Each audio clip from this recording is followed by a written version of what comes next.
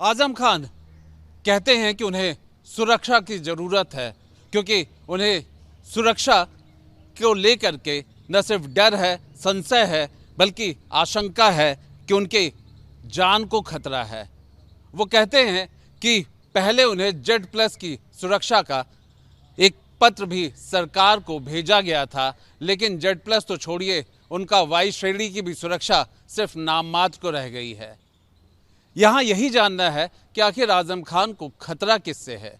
आजम खान का कद और पद अगर जानना है तो इतना ही काफ़ी है कि समाजवादी पार्टी की सरकारें जब जब बनी हैं, आजम खान कद्दावर कैबिनेट मिनिस्टर रहे हैं, कई बार के वो विधायक रहे हैं, और यही सब रसूख था कि उन्होंने जौहर विश्वविद्यालय जो की रामपुर में कुछ ऐसा बनाया, कुछ इस तरीके से बनाया कि हजारों एकड़ की ज़मीन पर जौहर विश्वविद्यालय तो बन गया, लेकिन लोगों की वहाँ ज़मीन उन्होंने लूट ली। एक दो नहीं, लगभग शतक होते हुए मुकदमा उनके ऊपर दर्ज हुआ। जो जानकारी है वो 98 के करीब उनके ऊपर मुकदमा दर्ज हुआ, और एक हाल फिलहाल में और भी मुकदमा उनके ऊपर दर्ज हो रहा है कि जो मनी लॉन्ड्रिंग की बात कही गई है। इस तरह के भी उनके ऊपर केस हैं, लेकिन अंततः उनको इस बात से राहत मिली कि जब सुप्रीम कोर्ट में गए तो बड़ी मुश्किल से ही सही, पर उन्हें जमानत मिल गई और वो जेल से बेल लेकर के बाहर आ गए। अब इस बाहर आने के बाद उनको किस व्यक्ति से, किससे खतरा है, यही एक बहुत बड़ा प्रश्न है। वो कहते हैं कि उनको इस बात से खतरा है कि उनके ऊपर इतने मुकदमे हैं, उनको इस बात से खतरा है कि उनके परिवार को उनकी जान माल का खतरा है, उनके बेटे को लेकर के, उनकी बेटे की सुरक्षा को लेकर के, पत्नी की सुरक्षा को लेकर के, उनके पूरे परिवार को लेकर के उन्हें चिंता है, इसलिए उन्हें खतरा है। उनके इस खतरे से ही वो सरकार से इस बात के लिए गुहार लगा रहे हैं कि उन्हें सुरक्षा दे दी जाए। लेकिन हैरान कर देने वाली बात तो यही है कि जहां पर वो खतरा मांग रहे हैं, उसी उपचुनाव में वो उनका दिया हुआ प्रत्याशी, समाजवादी पार्टी का प्रत्याशी, चुनाव हार जाता है। वहीं के लोग उन पे संभवतः विश्वास नहीं कर रहे हैं, वहीं के लोग उनकी कही हुई बातों पे विश्वास नहीं कर रहे हैं। अगर ऐसा होता तो फिर चुनाव क्यों हार जाते? अगर ऐसा होता तो वो बार बार कोर्ट में क्यों खड़े होते? और अगर ऐसा होता तो फिर इतनी फहरिस्त मुकदमों की क्यों होती?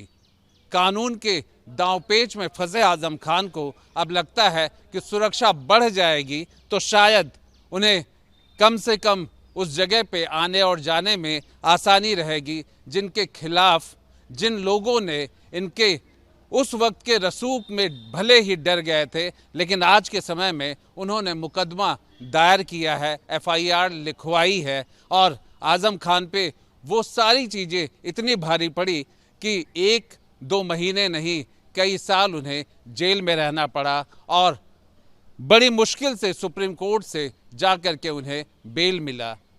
यही एक ऐसा प्रश्न है जो सबको परेशान कर रहा है कि आजम खान को आखिर कौन है जो डरा रहा है, जो उनके जान के लिए उनको खतरा पैदा कर सकता है। और आजम खान ये कौन से खतरे की बात कर रहे हैं, किस इंसान से डर रहे हैं, या वो कौन से लोग हैं जो आजम खान को कहीं मुश्किल में डाल सकते हैं।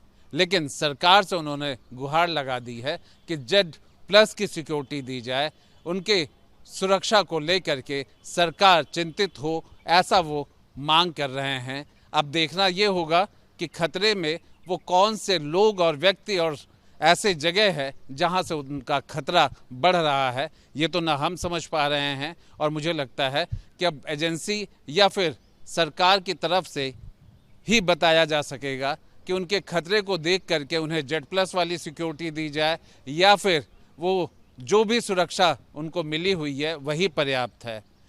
इतने साल जेल बिताने के बाद आखिर वो कौन से लोग हो सकते हैं जिनको लेकर के आजम खान खतरे में पड़ गए हैं, यही बहुत बड़ा अपने आप में सवाल है। मुझे बहुत से ख़तरे हैं, मेरे परिवार को ख़तरे हैं। मैं चाहता हूँ कि जहाँ मेरे पर इनायतों के की बरसात हुई है सुप्रीम कोर्ट की जानिब से मुझे इंसाफ देने के लिए।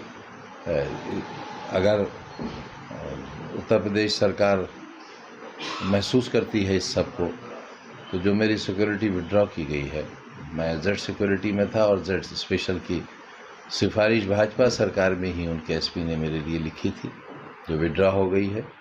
तो मुझे मात्र वाई सिक्योरिटी सख्त है, जो नहीं के बराबर है। इतनी सिक्योरिटी हर विधायक को दी जाती है।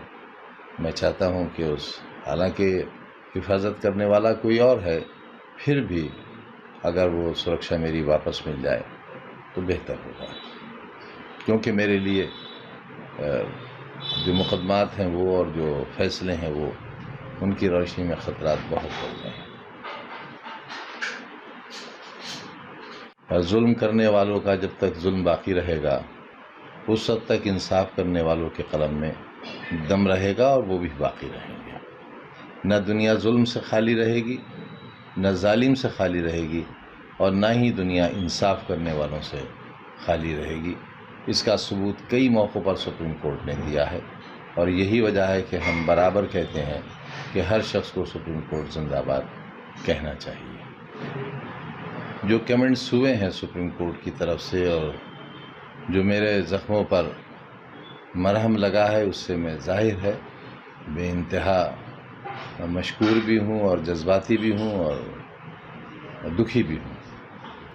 और मुझे इस बात का ख़दशा और अंदेशा है कि अगर उत्तर प्रदेश गवर्नमेंट इस हद तक जा सकती है कि रामपुर में मेरे दाखिले को, जो मेरा वतन है, जहाँ मैंने यूनिवर्सिटी बनाई है, जहाँ मेरे बच्चों के स्कूल हैं CBSE बोर्ड के, जिन गरीब बच्चों को मैं, जिनके माँ बाप नहीं हैं, उन्हें मुफ्त पढ़ाता हूँ, उनकी किताबें मुफ्त देता हूँ, कापियाँ कलम मुफ्त देता हूँ, साल में 2 ड्रेस देता हूँ, जिनके माँ बाप में से एक नहीं है उनका 50% कंसेशन है। रिक्शा चलाने वाले, बीड़ी बनाने वाले, पत्थर तोड़ने वालों से मात्र 20 रुपया फीस लेता हूँ। जो खुद ही लोगों की सुरक्षा के लिए खतरा थे, अब उन्हें आज सुरक्षा की आवश्यकता महसूस हो रही है। आजम खान ने सत्ता के रसूख में किस प्रकार से लोगों की जमीनों को कब्जा करने का काम किया है, यह आज आप आजम खान के क्षेत्रों में, रामपुर में, जहां से वो चुनाव लड़ते रहे, वहां जाएंगे तो पता चलेगा, उनकी तमाम सारी कहानियां पता चलेंगी। इसलिए उनकी सुरक्षा की व्यवस्था उत्तर प्रदेश की सरकार ने बेहतर की थी जब उनको सीतापुर जेल में निरुद्ध किया था, और अभी जब उनकी जमानत अर्जी पर भी जमानत पर बाहर है, आने वाले समय में फिर आपको अच्छी सुरक्षा के बीच में महफूज दिखाई देंगे। वीडियो जर्नलिस्ट दीपक के साथ आलोक पांडे, न्यूज़ नेशन, लखनऊ।